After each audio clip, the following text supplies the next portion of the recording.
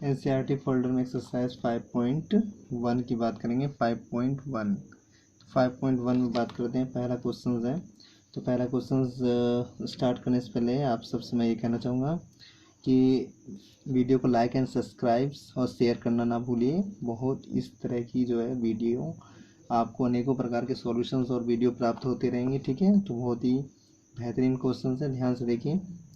NCERT में exercise 5.1 है। पहला क्वेश्चन है, निम्नलिखित कथनों में से कौन से कथन सत्य हैं और कौन से कथन असत्य हैं। अपने उत्तरों के लिए जो है कारण दीजिए। तो पता करते हैं, ये हमारा उत्तरों के लिए कारण देना है। तो पहला क्वेश्चन क्या है, पहला क्वेश्चन है, दो भिन्न बिंदुओं से होकर जाने वाली असंख्य रेखाएं हैं। दो भिन्न बिंदुओं से होकर जाने वाली जो असंख्य रेखाएं हैं, तो दो बिंदुओं से होकर जाने वाली असंख्य रेखाएं हैं। क्या आप इस बात से सत्य हैं? क्या ये बात आपको सत्य लग रहा है कि दो भिन्न बिंदुओं से होकर जाने वाली असंख्य रेखाएं होते नहीं होते हैं? ये बात असत्य है। क्लियर है? ये क्या हमारी बातें असत्य है। तो इसके बारे में हम यहाँ लिख देंगे, लिखेंगे उपरोक्त कथन, यानी कि फर्स्ट का आंसर है, फर्स्ट में लिखेंगे, ठीक है।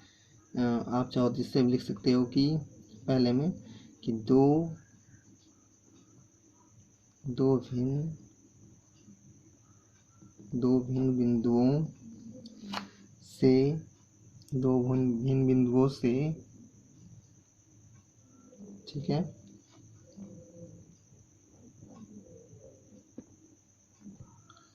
क्लियर है। दो भिन्न बिंदुओं से होकर असंख्य रेखाएं नहीं खींची जा सकती, अतः यह कथन क्या है?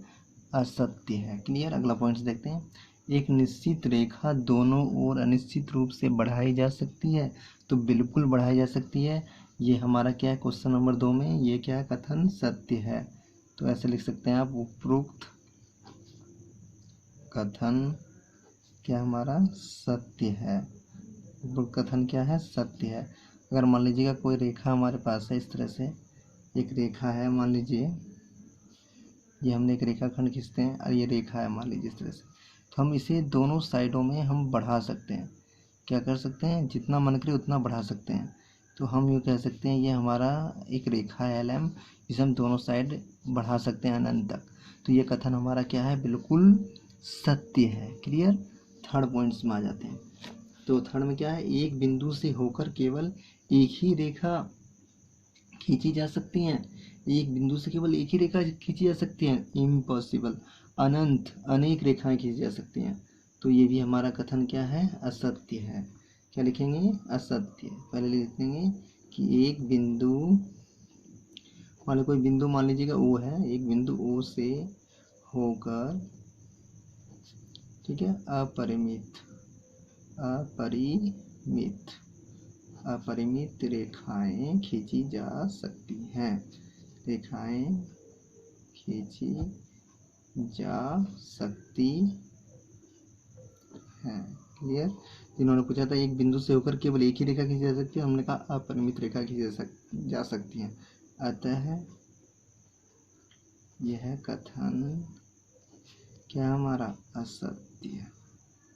क्या है? असत्य। फॉर एग्जाम्पल अगर समझना चाहें, मान लीजिए कोई एक बिंदु हमारा O है, तो इससे हम कितनी रेखा खींची जा सकती हैं? रेखाएं बहुत सारी खींच सकते हैं। आप चाहो तो इधर खींच दीजिए, चाहो तो आप इधर खींच दीजिए, आपकी मर्जी है। बहुत सारे अपरिमित रेखाएं खींची जा सकती हैं, कोई मना नहीं होता, ठीक है। अब आते हैं फोर्थ, कौन से में आते हैं? 4 पॉइंट्स। 4 पॉइंट्स क्या है? यदि दो वृत्त बराबर हैं, दो वृत्त क्या है? बराबर हैं, तो उनकी त्रिज्याएं बराबर होती हैं। अगर मान लीजिए दो वृत्त बराबर हैं, तो क्या उनकी त्रिज्याएं बराबर होती है? तो बिल्कुल होती है। तो ये लिखेंगे बिल्कुल सत्य है। यहाँ लिख दीजिए, दो बराबर वृत्तों की त्रिज्याएं, दो बराबर वृत्तों की त्रिज्याएं सदैव बराबर होती हैं। क्या होती हैं? सदैव बराबर होती हैं। अतः लिखेंगे, अतः उपरोक्त कथन क्या है? अतः उपरोक्त कथन सत्य है, सत्य है। तो क्लियर है, यहाँ तक आपको समझ में आ गया होगा ये।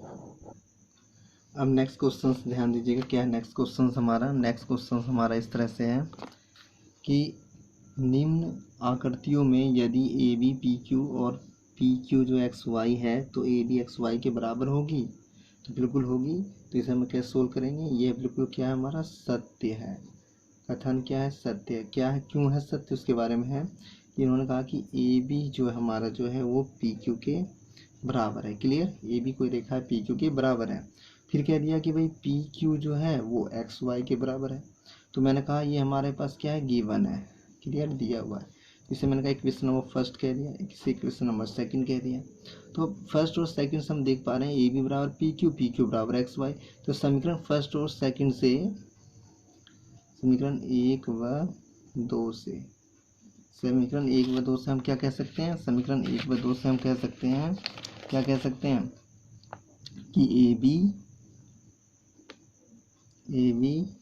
Equal to X Y. Clear, A B equal to X Y, हमें यही प्रूफ करना था, A B equal to X Y. Clear, तो ये हमें प्रूफ करना था, तो हो गया सिद्ध। तो यही हमारा आंसर। क्लियर, समझ में आ गया होगा आप सबको यहाँ तक। तो ओके, तो ठीक।